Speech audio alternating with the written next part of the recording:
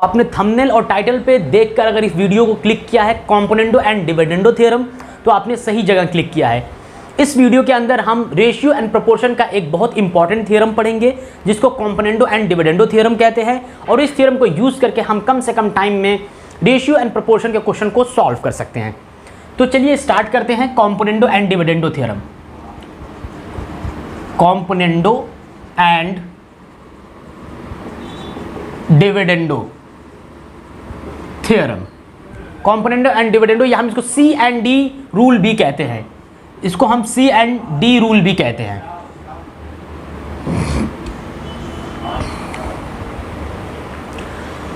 अब C and D rule के according अगर कोई चार नंबर्स हैं, सपोज हमारे पास A B C and D, कोई चार नंबर्स हैं और ये चारों नंबर एक प्रोपोर्शन फॉर्म कर रहे हैं।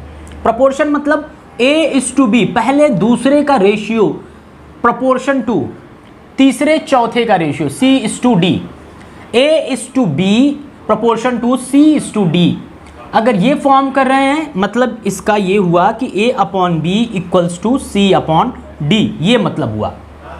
तो हम कॉम्पोनेंडो एंड डिविडेंडो थ्योरम के अकॉर्डिंग इसको हम लिख सकते हैं, न्यूमरेटर में A है, डिनोमिनेटर में B है, तो दोनों को ऐड कर देंगे A प्लस B, और अपॉन में दोनों का डिफरेंस लेंगे A minus B is equals to, right में सेम करेंगे, हम दोनों को ऐड करेंगे C प्लस D, अपॉन में C माइनस D करेंगे।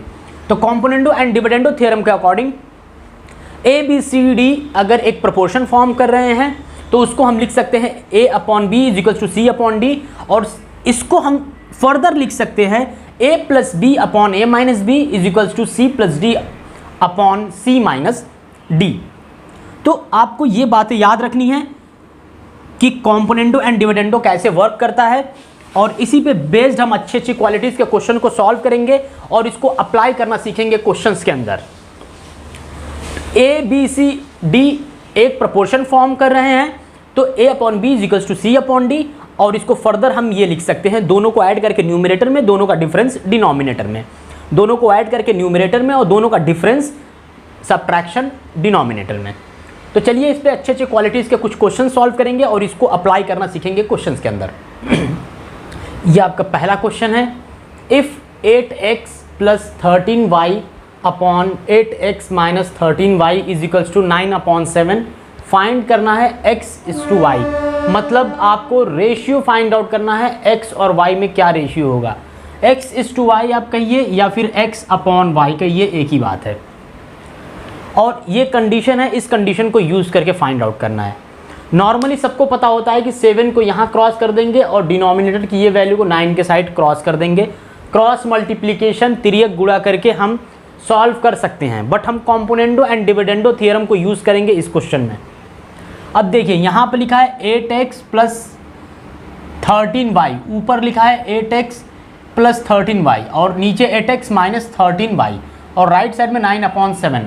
कॉम्पोनेंडो एंड डिविडेंडो थ्योरम ये कहता है कि A/B is equals to C/D लिखा है, तो हम इसको लिख सकते हैं A plus B upon A minus B और C plus D upon C minus D, ये हम लिख सकते हैं।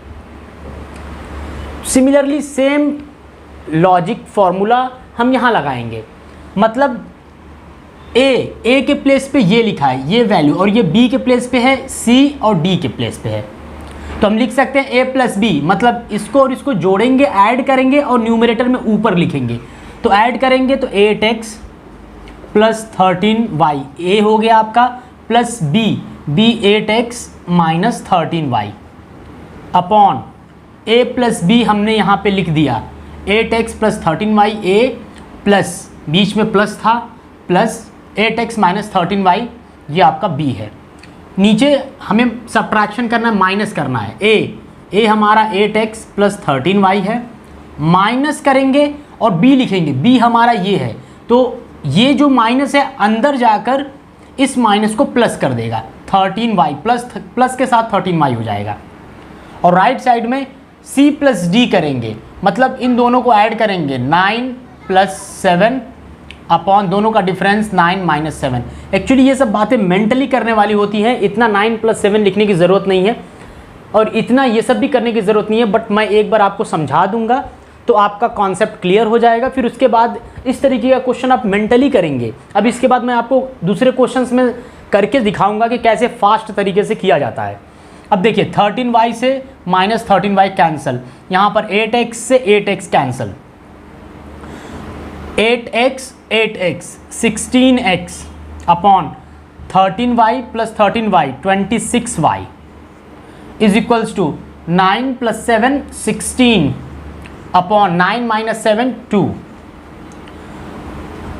यहाँ देखेंगे आप तो 13 16 यहाँ पर लिखा है, 16 यहाँ पे लिखा है कैंसल, और x upon y is equals to, x upon y को यहीं रखिए, 26 को राइट में यहाँ क्रॉस करिए, 26 और अपॉन 2 है तो 2 1 जा 2, 2 13 जा 26, मतलब 13 अपॉन 1 आ गया। x अपॉन वाई का रेशियो 13 अपॉन 1, या आप ऐसे भी कह सकते हैं कि x is to y is equals to 13:1, आप ये भी कह सकते हैं। तो इस तरीके से कॉम्पोनेंडो एंड डिविडेंडो थ्योरम को यूज करना होता है। और आपको कैसे पता चलेगा कि componendo and dividendo theorem use करना है, ये रेशियो देखकर a upon b is equal to c upon d. और जब डेटा आसान दिया हो 8x प्लस 13y, नीचे 8x minus 13y, same value है, यहाँ प्लस में लिखा है यहाँ माइनस में लिखा है, तो आपको समझ जाना है कि कॉम्पोनेंडो एंड डिविडेंडो यहाँ यूज़ करना ज़्यादा सही होगा। क्रॉस मल्टीप्लाई के कंपैरिजन में कॉम्पोनेंडो एंड डिविडेंडो थ्योरम आप यूज़ करेंगे इस तरीके के क्वेश्चन में जब डेटा सेम दिया हो, बस यहाँ प्लस और यहाँ माइनस हो तो, क्योंकि सेम होने की वजह से कैंसल डेटा जो होता है यहाँ कैंसिल हो जाता है, और कैंसिल होने के बाद फिर वैल्यू छोटी हो जाती है और आसानी से फिर रेशियो मिल जाता है। ओके, तो इस तरीके से componendo and dividendo C and D rule use किया जाता है। अगले क्वेश्चन में हम बढ़ेंगे और इसको थोड़ा सा और फास्ट तरीके से समझने की कोशिश करेंगे। ये आपका दूसरा क्वेश्चन है, if 5x plus 3y upon 5x minus 3y is equals to 5 upon 4, find x is to y। x is to y में रेशियो क्या होगा, मतलब x अपॉन y क्या होगा, आपको ये फाइंड आउट करना है। और ये आपका कॉम्पोनेंडो एंड डिविडेंडो थ्योरम है। देखिए नॉर्मली अगर हमें x upon y find out करना है तो हम 4 को क्रॉस मल्टीप्लाई 5 को यहाँ क्रॉस करके सॉल्व कर लेंगे, आंसर आ जाएगा, वो अपना बेसिक रूल है। लेकिन कॉम्पोनेंडो एंड डिविडेंडो थ्योरम से बहुत जल्दी आप कर लेंगे। क्या था, दोनों को ऐड करना है और न्यूमरेटर में लिखना है, ऐड करके न्यूमरेटर में ऐड कर देंगे तो -3y और +3y कैंसिल हो जाएगा, तो 10x बचेगा, 5x और 5x 10x। अब डायरेक्टली कर रहा हूँ मैं 10x, और सब्ट्रैक्ट करेंगे तो सब्ट्रैक्ट करने में 5x वाला टर्म कैंसिल, तो 3y और 3y 6y, और राइट साइड में दोनों को ऐड करेंगे तो 9, 5 और 4 9 होता है, और दोनों का डिफरेंस 5 - 4 1 होता है। देखिए अगर आपको आपकी कमांड है इसके ऊपर तो आप इस तरीके से, ये लिखा है तो डायरेक्टली फिर ये लिखेंगे, कोई स्टेप्स नहीं लिखेंगे कि आपने a लिखा, जैसे पिछले क्वेश्चन में मैंने a लिखा प्लस b लिखा, फिर अपॉन करके a माइनस b लिखा, फिर c plus D upon c minus D, वैसे आपको करना नहीं पड़ेगा। आपको इसके ऊपर आप अपनी कमांड बनानी है कि a upon b is equals to c upon d दिया है, तो आपको a plus b directly mentally करना है, a और b दोनों का एडिशन ऊपर लिखना है। एडिशन जब दोनों को जोड़ेंगे हम तो -3y से +3y कैंसिल हो जाएगा, 5x और 5x 10x। और जब दोनों का डिफरेंस लेते हैं तो डिफरेंस में क्या होता है कि यहाँ माइनस आ जाता है, पहले ये लिखते हैं और फिर माइनस के साथ ये वाला टर्म लिखते हैं नीचे, तो यहाँ माइनस आता है और इसको प्लस कर देगा।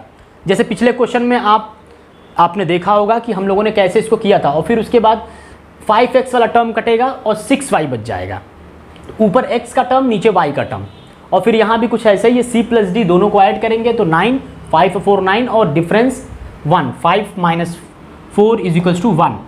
बहुत एकदम आसान। अब यहाँ कैंसिल करेंगे तो 5 2 जा 10, 3 2 जा 6, और क्रॉस कर लेंगे तो x upon y is equals to 3, यहाँ क्रॉस करेंगे तो 27, और 5 1 जा 5, 5 को नीचे डिवाइड कर देंगे तो 5 1 जा 5, तो आपको यहाँ से मिल गया x इज टू वाई का ratio, x is to y is equals to 27:5,